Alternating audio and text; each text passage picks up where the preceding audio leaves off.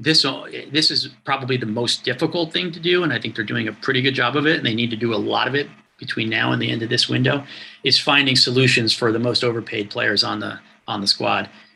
We've moved out Coutinho, finally, the loan last summer, the permanent exit this year, the Pjanic loan this year. By the way, on Pjanic, we will find out, I think, when we see the annual report. I think he agreed to reduce his wages for the year to facilitate the year-long loan.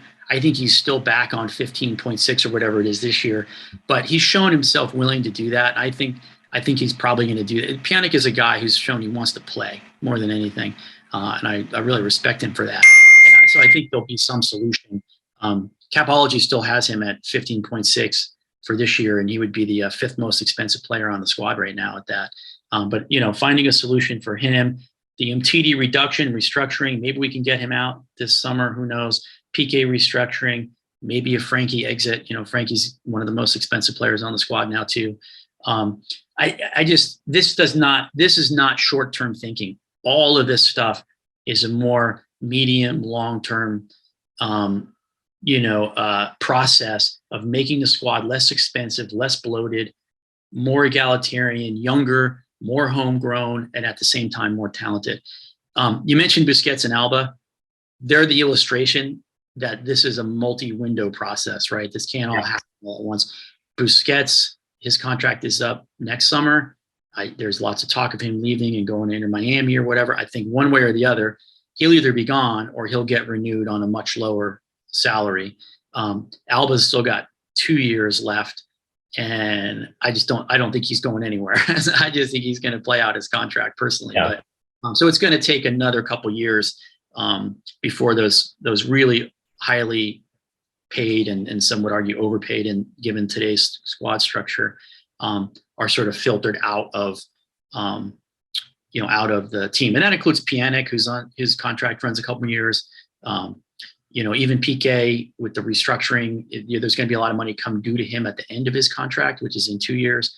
Maybe he'll accelerate that and retire next summer, depending on how his knees are. But it's going to take a couple more cycles, to completely fix this. But I think that since Alemany, Laporta, and company have come in, I think they've done an incredible job bringing that overall wage bill down a lot. And I could just tell you from right now at this moment, the overall Capology, the salary, this doesn't count amortizations, but the salary, total salary for the squad is $268,280,000. So $268 million in 2020, 2021, the last full season before the pandemic, or actually it was even after the beginning of the pandemic, but 2 years ago, it was $352 million. So that's down already 24%. That's the salaries. And I think it's going to go down even more by the end of this window, especially if we sell Frankie, you move Pjanic on, you make some other sales or loans. So I just think they're doing a phenomenal job of that. And that belies this whole narrative or accusations that they're doing. All they're doing is putting all the money on red or whatever, spending for the short term. This is a total restructuring and reorganization of the squad for the long term.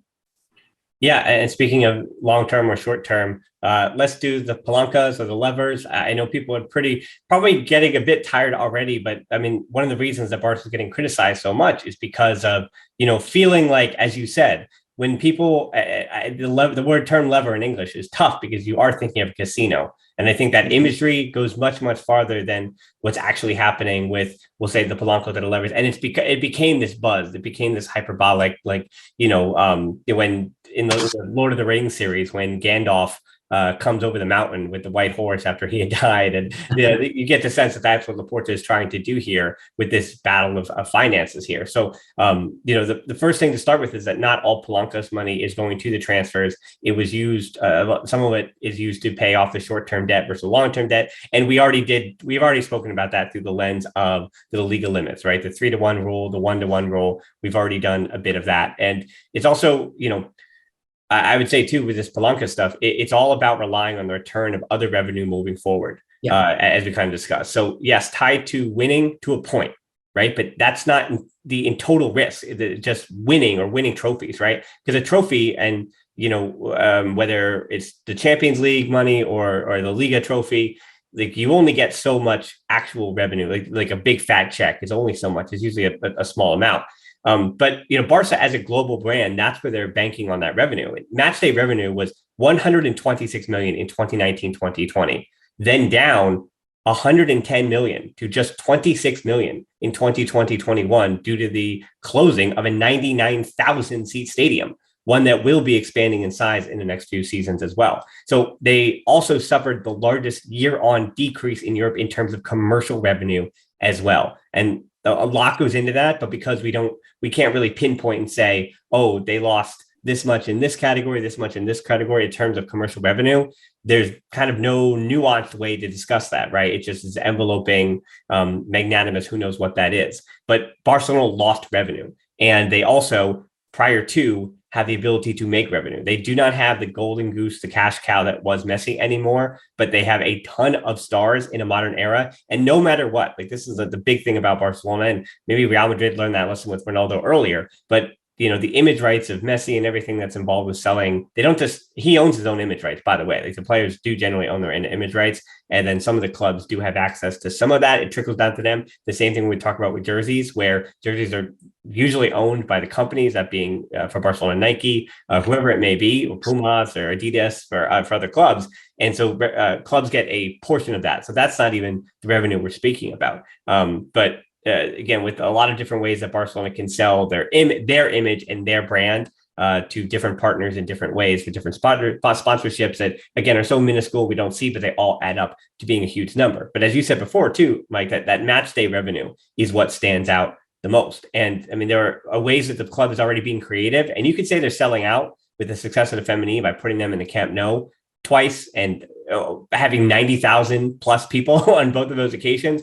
But simple things like that, like even if something is done, we'll say in desperation, doesn't necessarily mean that it was done totally in bad faith, right? It's like, and that's where the morality of certain things like that, certain decisions like that, where Barcelona are trying to make money in those ways. Barca TV Plus, of course, is another one of those ways that they've been trying to push and push and push and push. And obviously opening up the international socios thing, it's another one of those ways where, well, why didn't they do this when they were flush with cash at the time? Well, that's because they didn't need to. And now that they need to, are they really doing it for the international fans? Again, it's the efficacy of things like that. But going towards how the upfront loans, right? Let's do this Sixth Street deal thing here, Mike. The details of the Sixth Street deal, how to analyze it. We want to correct some misinformation. And I think what I keep seeing is missed here is very little comparison to that CVC La Liga deal, right? Mm-hmm. Like it was before, it seemed to be Barcelona and Real Madrid in the Super League versus the CVC deal. But now it seems like it's Barcelona's Sixth Street deal versus that CVC deal. So to remind everybody, the Sixth Street deal, 10% of the Liga rights for the next 25 years for 207.5 million euros, then an additional 15% additional rights for a deal worth around 320 million euros. So over 25 years, Sixth Street will make 1 billion euros on an investment of 527.5 million. And again, this is just La Liga we're talking about. 25% of just the La Liga rights, not the Champions League, not the Copa del Rey, not the Supercopa, only La Liga. And also, again, a reminder too that European TV money even dropped from 118 million to 69 million since 2019. Yet still, it was at 2019 at its apex. That was substantially higher than it was in 2018 and prior seasons, which was all sub 60. So we also have to take into account that the European TV money, there's a lot of oscillation in where that is right now. And again, this whole idea of the Super League is kind of hanging over all of what that bottom line number is. It's not just about joining the Super League. It's what kind of TV rights money would come in from a potential Super League. Okay. Okay, so I crunched some numbers on this, so I'm going to get into some numbers here. Just stop me anytime you or need me to explain anything a little further. So first, some context. Barca sold, as you just mentioned, 25% of its illegal TV rights, not European rights, not Supercopa, not anything else, but La Liga TV rights. That's been the La Liga share of revenue for Barca has been pretty consistent, and it fluctuates some. I think it's half is an equal share to all the teams. Half the money that Liga gets from their TV goes to all the teams equally. A quarter is based on league finish, and a quarter is based on other factors, commercial contribution, they call it, how many it has to do with TV ratings and tickets sold and things like that. Barca generally does very well in that. Whether we win or come in second or third, it's going to vary. It's going to vary some, but it hasn't varied a tremendous amount in the last 5 years. So, and it's right around 160, 165. This last year, I think our portion was 161.5. So a quarter of that, what we sold, was 40 million a year. That's 4%. 4% of pre-pandemic income. The last year before the pandemic, revenue was 990 million. It's gone down obviously since the pandemic, but we're hoping we'll get back to that. So we're talking about selling about 4% of future revenue, not betting the farm, not selling the heart of the club. If you want a comparison, earlier this year, for some reason, because a narrative doesn't get as much attention, Real Madrid sold 30% of its future stadium revenue, not counting season ticket sales, to Sixth Street for 360 million. In the last, I looked at the Real Madrid annual report from last year. Stadium revenue minus ticket sales and fees was 119.5 million, or 16% of Real Madrid's total revenue. That was the last full year before the pandemic, actually, not last year. It was 2018, 2019. So they sold 30% of that, which is about 35.8 million, or 4.7% of total revenue. So they've actually sold more on a percentage basis of their future revenue, quote unquote, than we have. But of course, they think that's not the end of the analysis, right? They think the deal is going to be good because they think Sixth Street is going to help them grow that revenue. We also think it's a good deal because we think the money we brought in from Sixth Street is going to allow us to invest, which is primarily invest in the team to increase revenue in the future. So no one's screaming about Real Madrid having mortgaged their future or sold the family jewels, and I think that those descriptions are equally inapt when coming to Barca. It's also been widely reported, and I think it's true, although we don't know the details, is that there's some sort of cap on how much of the TV rights Sixth Street would get in the future, or that we have some sort of buyback clause. So if in 5 years La Liga renegotiates, the ESPN deal or the domestic deal or whatever, and TV rights go way up, I think we have some protection on that, although we don't know the details of that. But it has been widely reported that Barca does have some protection in that, if that were to happen. So, and as you mentioned, Barca's using this revenue. We got $530 million from Sixth Street. We're not spending $530 million on new transfers. We're using most of that money to shore up the balance sheet. That means reducing debt, reducing liabilities, increasing assets, so that when the new calculation happens this weekend or at the end of this week on our new salary limit, that we will be out from under the 3-to-1 rule and we'll be subject to the same rules as everybody else. So I noticed too that some people have pointed this out online, that we got Rafinha, now Koundé and Lewandowski, plus Kessie and Christensen, for all about the same amount of money we spent on Coutinho a few years ago.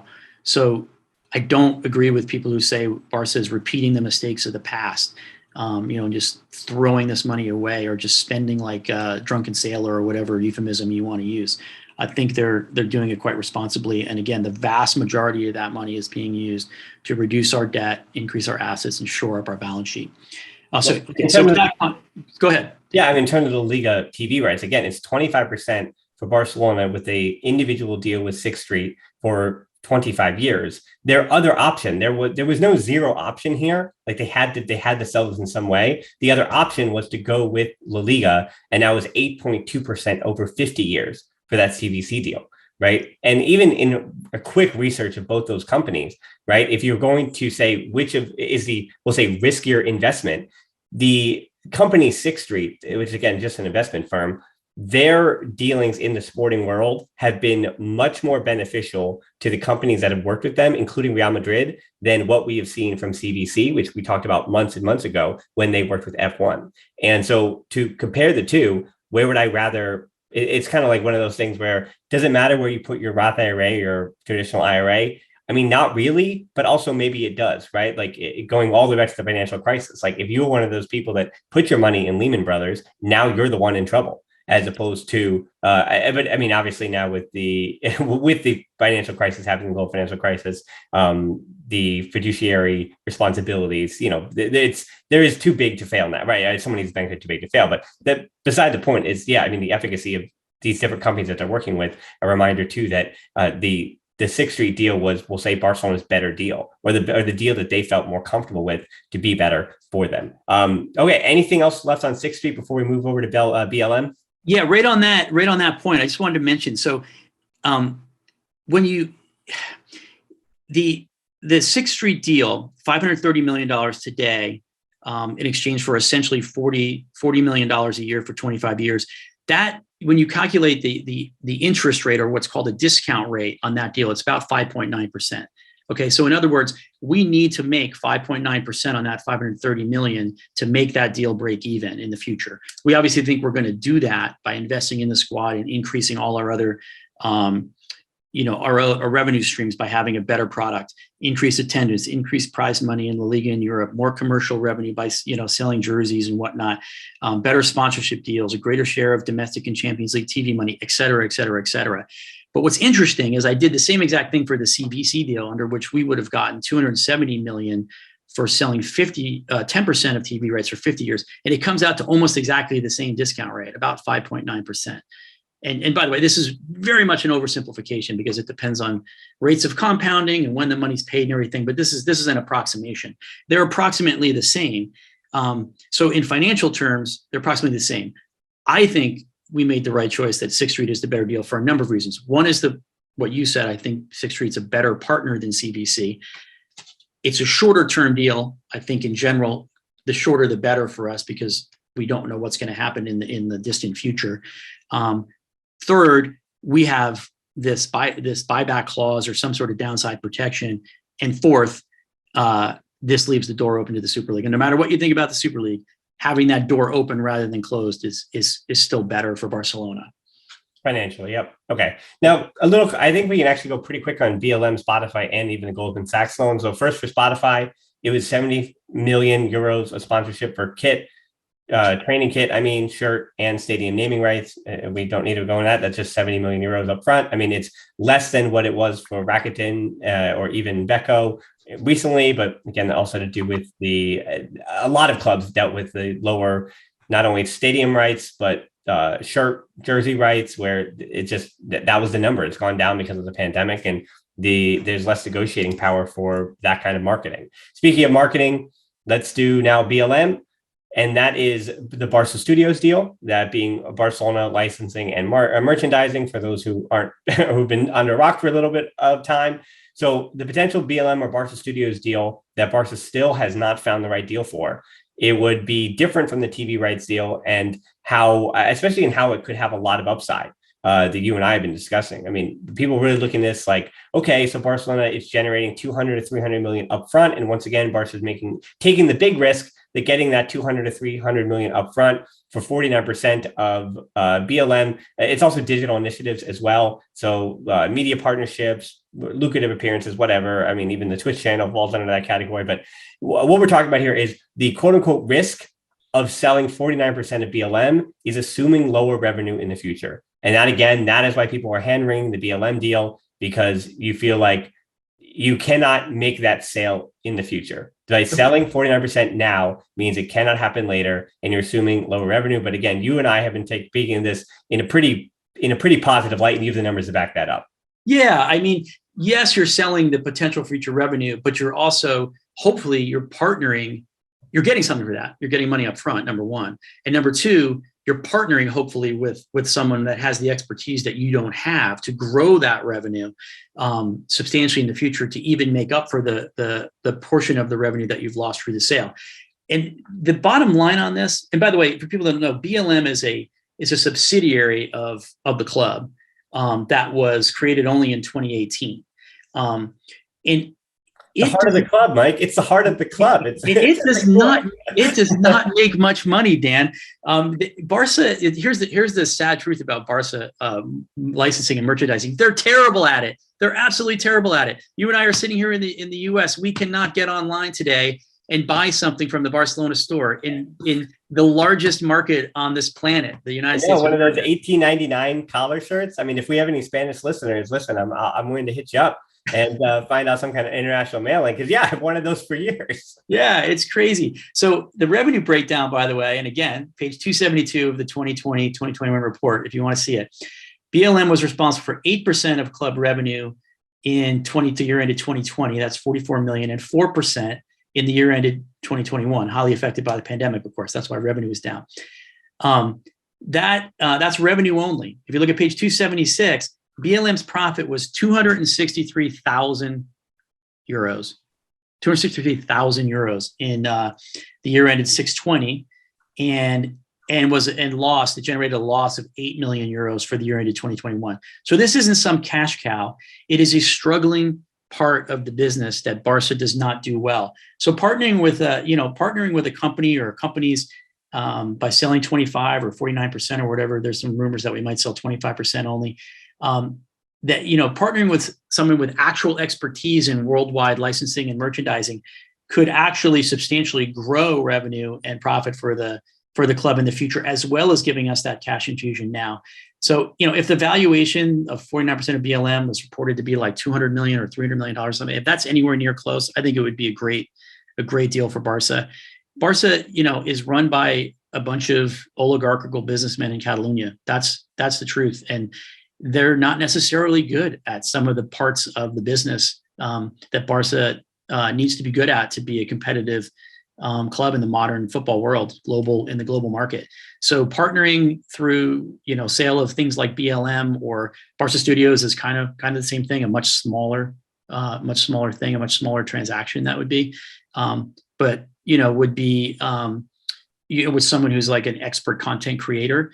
I think that those could be very good moves for the club, and is not, to me, is not parceling up the club and selling it off to various interests or selling the heart of the club or anything like that. I think that's all hyperbole that really misunderstands the nature of that part of the business. All right. So, two more things here. Unfortunately, I don't think we're going to have time to talk too much about the transfer window and all that stuff. But the two last things we have to do is the Goldman Sachs thing, because again, I think that is, we'll say, probably the least researched, slander that's being thrown. I mean, calling Barcelona Goldman Sachs FC. It was a deal for 10 years worth 595 million euros at 1.98% to replace short-term debt. Prior to that, Barcelona had to pay 596 million euros within the next 12 months when they made that deal. Another major risk here and this is what the members had to vote on as well, was that Espai Barça project. Remodeling the stadium will require another additional loan of 1.5 billion from Goldman Sachs. And I think, Mike, those numbers are so big that you can't, that it's impossible to conceptualize that, it just feels like somebody else owns Barcelona. And that's it. Like, that's where Barcelona's getting criticized for, that they feel like those numbers are so big that Barcelona will forever be beholden to this other organization, which, yes, just happens to be Goldman Sachs, a very well-known venture capital. Here's the bottom line. When you have a $1 billion revenue global company, you need to borrow money you borrow money to maximize your ability to invest in that company. And guess who has hundreds of millions of dollars to loan? Investment banks. So you're going to be dealing with someone like Goldman Sachs. If it's not Goldman Sachs, it's going to be someone else. And every major football team in Europe, has a significant line of credit or a commercial loan. Yep. And those commercial loans and revolvers are with big banks. That's just the bottom line. And we're no more in hock to Goldman Sachs than any of those other companies are in hock to their lenders. So that's pretty easy to dispose of. I know we're out of time. I want to just leave everybody with one thought on this. I'm not saying that there's no risk here to the course of action that Laporta and Alemany have taken. But what I'm saying is there's a lot of misinformation about the gamble that they have taken. And I think we should assess if people want to have an opinion about that gamble. Everybody should have their opinion. They can think it's a bad idea. They can think it's a good idea, but they should have that opinion based on good information. And the second thing is, this wasn't a choice. They weren't faced with a choice post-pandemic and post the Bartomeu era of taking this gamble and or taking some really safe course of action. The other option was to not pull these levers, right? Not do the deal with Sixth Street. They would have had to sell players to meet to balance the books by June 30th. They would have had to do something there. But the alternative was to weaken the squad significantly and be sort of non-competitive or not nearly as competitive and not have as good a product on the field for several years.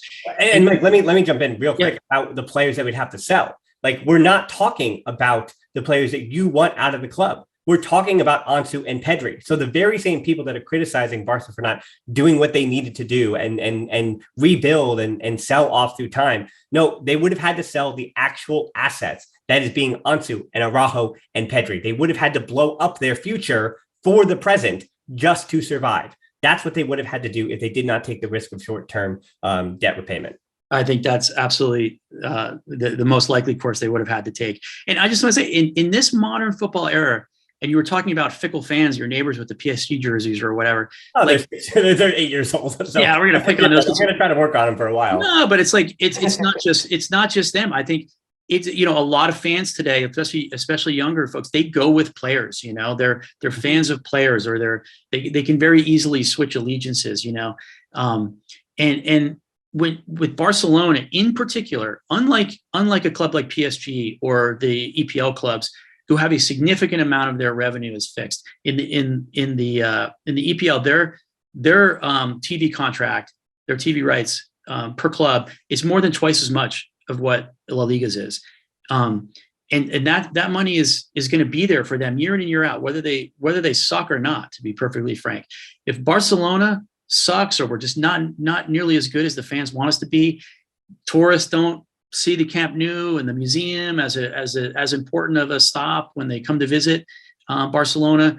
You know, the socios stop going, fans. There's just like the Camp Nou is half full, or 40,000 or 45,000 instead of 80 or 90 on a regular basis. We don't advance as far in the Champions League. God forbid we don't actually qualify for the Champions League even one year.